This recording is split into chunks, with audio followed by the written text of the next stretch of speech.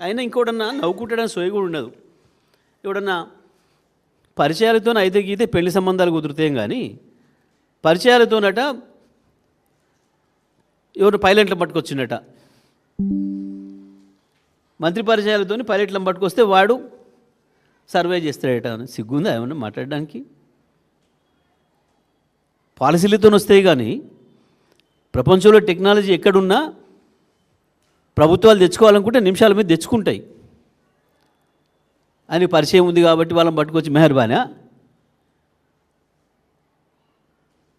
ఆయనకు పరిచయాలు ఉన్న వాళ్ళని పట్టుకొచ్చి ఆయన అవి చేయించిండు. నీకు పరిచయాలు ఉన్న వాళ్ళు ఎవరు? వాడు ఉండే కదా దొంగ, జైలు ఉన్నాడు. జైలల్లో జేబు దొంగలు, హత్యలు చేసిన వాళ్ళ పరిచయాలు నీకున్నాయి. అంటే నువ్వు ఈ పని చేస్తున్నావు అన్నట్ట. దొంగ పట్టుకుండే పరిచయాలు అవి కాబట్టి, మిలిటరీ వాళ్ళు పైలట్లు కాబట్టి ఆయన పట్టుకొచ్చి అవి తిప్పుతున్నాడు. నీకు చెంచల్గూడ జైల్లో, చెర్లపల్లి జైల్లో నీ పరిచయాలతోని తెలంగాణ ప్రజల జేబులు కొట్టే పని చేస్తున్నావు అన్నట్ట.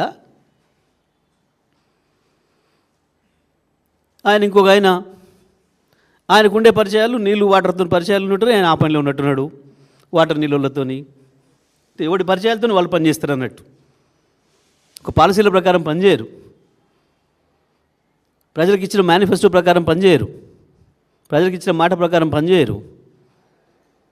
పరిచయాలు ఏం పరిచయాలు ఉంటే ఆ పరిచయాల పనులు చేస్తారు అన్నట్టు. గిదా ఒక ముఖ్యమంత్రి నుంచి వచ్చే మాటలు.